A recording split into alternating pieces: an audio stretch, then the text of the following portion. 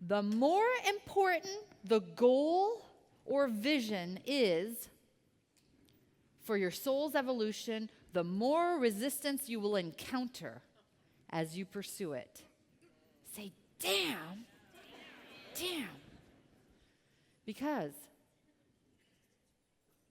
the strongest opponent you've ever faced is responsible for this, and it is the ego. The ego's intentions are to keep you safe, but it takes it too far.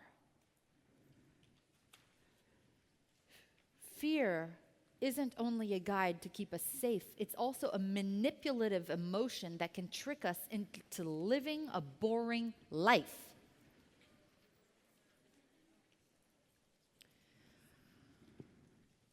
But hear me. Be prepared for fear of change. It is nasty. Fear of change is one of the most destructive, paralyzing factors that will keep you from playing a bigger game.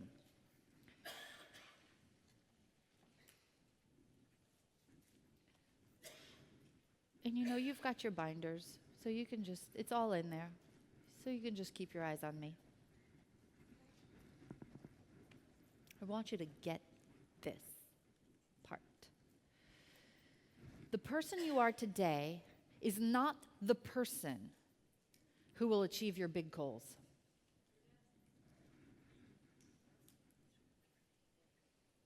As you play a bigger game, you will be required to change. And change scares the crap out of people. And what happens is, this creates what I call the false panic point. The panic point is when your old paradigm and self-image mix with new beliefs, efforts, and actions.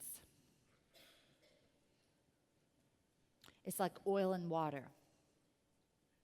It's gonna happen, okay? I'd rather tell you about it now than soothe you later. I'll soothe you later. That sounds really weird. I'll be there to support you later, but I want to tell you about it now. Integration of the old and new hasn't happened yet. So you got your old paradigms, you've got your old beliefs, you've got your old environment, and now you decide to play a much bigger game. Sometimes it just doesn't work. And I'll get to this in a minute. It is the ego fighting like hell to keep you safe by keeping you small. Because it's avoiding its own annihilation. We talked about that. The more you get enlightened, the more you play bigger, the more you don't need the ego because you're trusting your faith. Faith and ego don't mix. Change feels uncomfortable, sometimes severely so. And what I've learned is that when you are asked to change, your mind will automatically go to the things you have to give up as opposed to the things you will have to gain.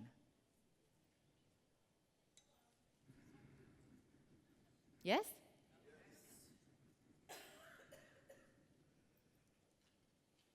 It'll focus on the cost rather than the reward.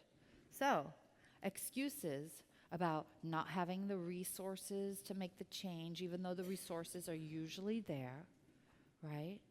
Or I can't do it. All the excuses just come up. And we talked about this resistance this morning, that when there's no accountability and the pressure is off, go like that. Right? People just go back to their old ways. And that's why successful people get in the right environments. Right? They get support, they get accountability, they get mentors, they get all that stuff. It's not because they necessarily want to. just because they know after a while that they have to. This is the panic point. This is where you are in the comfort zone. And here, past the panic point, is everything you want.